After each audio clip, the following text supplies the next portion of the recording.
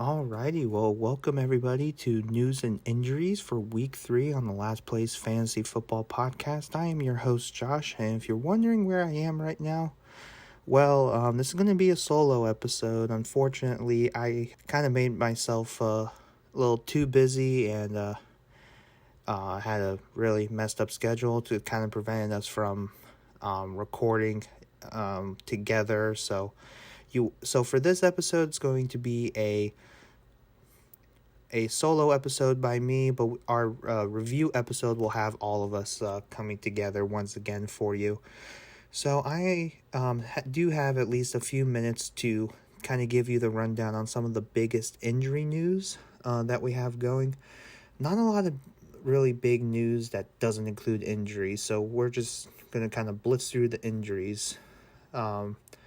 Really the big thing that we have to look at so far for this week, the big thing is Justin Herbert. If any of you guys saw the Week 2 game between the Chargers and the Chiefs, you know that Chargers quarterback Justin Herbert's ribs were indeed broken. I believe they said it was the rib cartilage specifically. He's listed as questionable. Chase Daniel did take first-team reps on Friday. Personally, for me, just keep your eye on this. Don't be afraid of a last-minute pivot. I would say you better start looking at waiver wires, or if you have a backup plan already, be prepared to use it. It sounds like Herbert will be a major game-time decision. The other news that we do have is regarding Mike Evans. He was suspended one game, tried to appeal, and then got the suspension upheld, so he will for sure be out for this game, along with Chris Godwin. Now, this is something that Ethan and I said in our preview episode, but it was to avoid Tom Brady this week going up against the Green Bay defense, and that is going to stay the same. Avoid Brady basically at all costs. The only receiver kind of note that will be playing from the looks of it is going to be Russell Gage. However, with how depleted that Bucs receiving core is at the moment, I wouldn't put too much stock into having a Bucs receiver take off this week, especially against Jaire Alexander, and nor do I even trust Brady in this situation. For the Bucs offense, the only one I will really trust right now is Fournette. So let's see what other injury news that we have.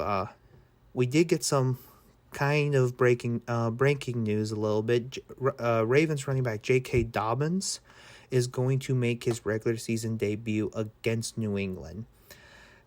But if you are a dynasty owner or a keeper owner of J.K. or even redraft, probably not a good time to start him. Just because he's back doesn't mean that he's going to be 100% back. If there's any indicator from what the Ravens have done with other injured players, it looks like he will be on a snap count at least for the first game, just to kind of get his feet wet and get used to game action. So expect the same thing in this scenario. I would expect probably no more than 10 carries, and maybe if the game is close at the end, maybe it gets thrown out the window.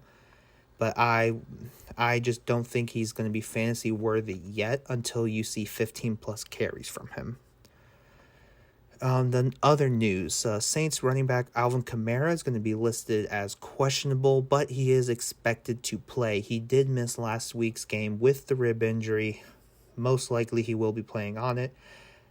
Personally, I don't know if he's going to have a snap count, but they're going to have to use him. So it's against the Panthers. I would start Alvin Kamara. Just put him right back into your lineup. Cardinals running back James Conner listed as questionable due to an ankle injury, but will test it pre-game versus the Rams, according to the sleeper announcement. If you can pivot from James Conner's, I will say pivot from James Conner's. Ankle injuries are no joke. And if it doesn't feel good, it's not going to feel good, and then he most likely won't play. Be prepared for that. Eno Benjamin or Darrell Williams sounds like the best option. Probably Darrell Williams because of the passing work. If you can avoid the Cardinals running back room altogether, I would say do that. Now we have other news. Jerry Jeudy's listed as questionable because of his rib and shoulder injury against the 49ers. He is pregame warmups as well. I would say wait and see for this one. Most likely with Jerry Jeudy and most of that Broncos offense minus Javonte and Courtland Sutton, you're probably already taking it matchup by matchup. So if you have someone to pivot off of, I would say go pivot off of Jerry Jeudy personally. Alrighty, let's see who else we got here. Josh Jacobs didn't practice the last 2 days. He is traveling with the team, however, for this Tennessee game and is questionable. Now, Josh Jacobs hasn't really been a major factor, but he is still the de facto running back one. I say if he doesn't play, that does mean you're probably using a combination of like Zamir White, Brandon Bolden, Amir Abdullah. Basically, if it's not Josh Jacobs, don't trust the Raiders running back room. But even then, on top of that, also keep your expectations low for him against Tennessee. Actually, there are a couple big ones I completely forgot about here. Packers play Sammy Watkins on injured reserve. You probably wasn't starting him in fantasy anyway. The reason why I bring this up is because this completely opens basically the sea is parting for Romeo Doubs. And if Romeo Doubs can get more opportunity and more time on the field, it seems like he will be the de facto guy along with Christian Watson as well. Now more than ever, it does appear like Aaron Rodgers is going to have to rely on them for the passing game. Let's see, more news here. George Kittle is off the injury report and will play. Now, here's where it gets interesting.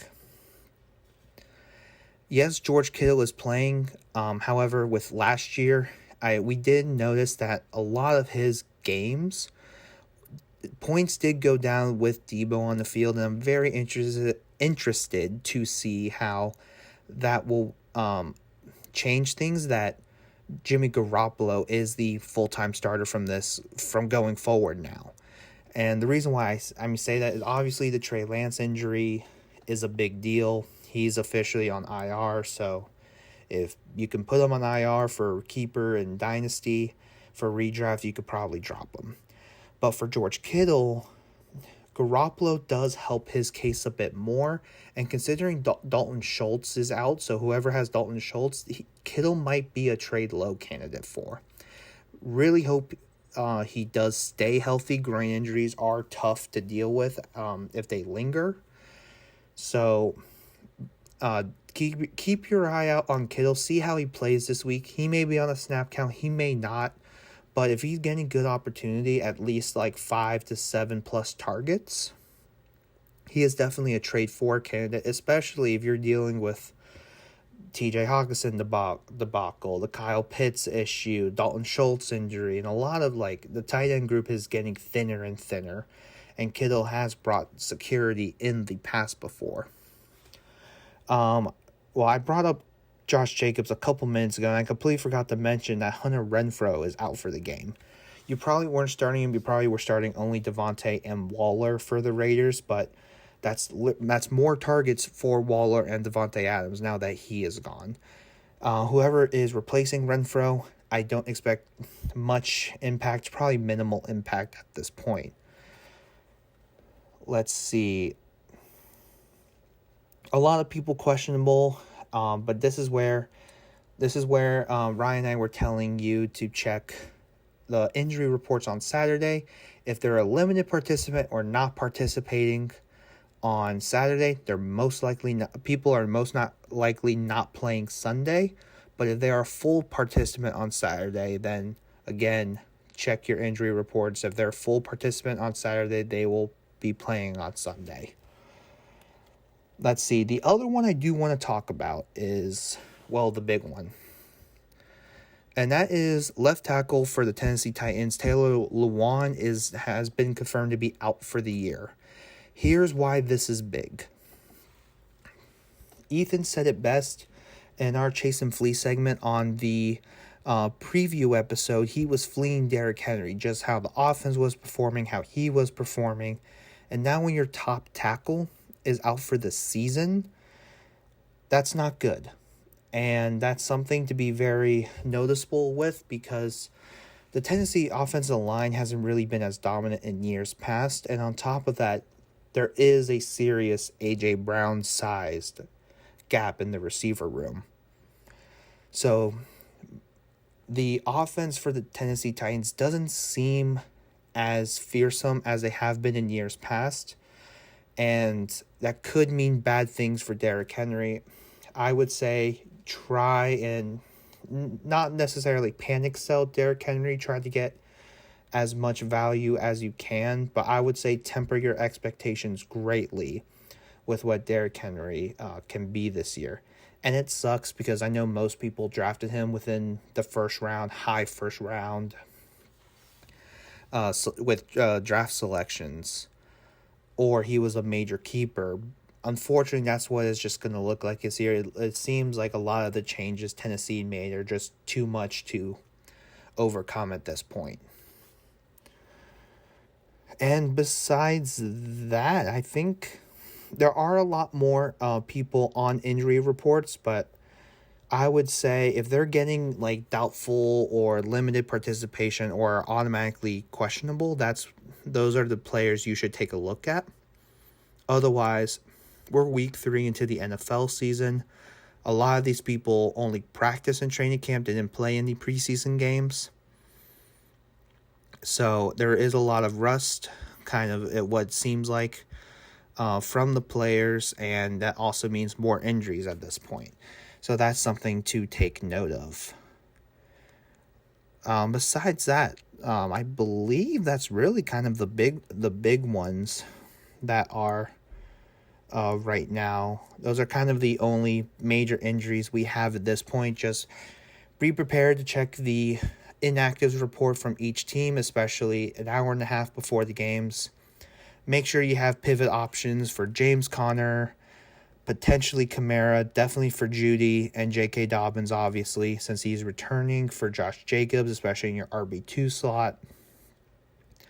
And I would say, yeah, maybe if someone had to panic drop Romeo Doubs off of their team and put him on waivers, he is a person you must pick up, especially with Sammy Watkins on injured reserve. That does throw things for a loop, but that does entrench Romeo Doubs into the starting role. So I think as far as people to watch out for, Kittle is one just to see how he does. Josh Jacobs is one to check if he's even playing. J.K. Dobbins just to check how he's feeling with the coming back from the ACL, LCL, and many other parts of the knee.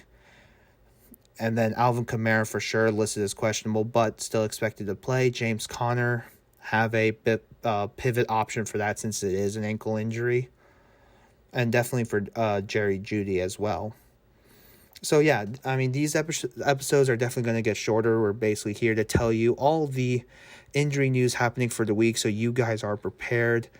So coming up soon, literally probably the day after that you listen to this, we will have our review episode out for week 3, and we'll be going through all of the games that have happened from Thursday all the way up until Sunday night. Don't forget to follow us on Last Place FP on all social media platforms. Again, just take advantage of those social media platforms. We're here to try to give out as much knowledge as we can, but also, I remember this quote. It's from Fantasy Footballers, but they really bring this up, and it's so true. You do not win your league at the draft. You always win with moves that you have to make during the season. So whether it's trades, whether it's waivers, those are all big things that you have to look at week by week. So yeah, that is going to be the episode for this week. Thank you again for everyone listening, and we will see y'all very soon.